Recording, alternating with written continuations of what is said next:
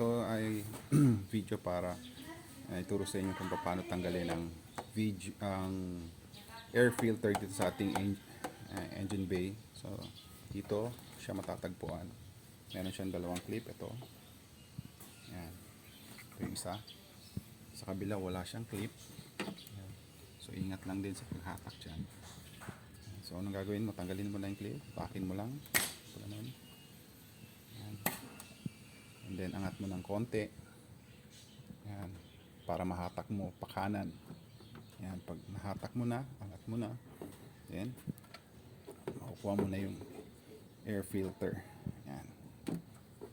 Lain mo lang yung rubber, pangat. Dali lang yan. Yan.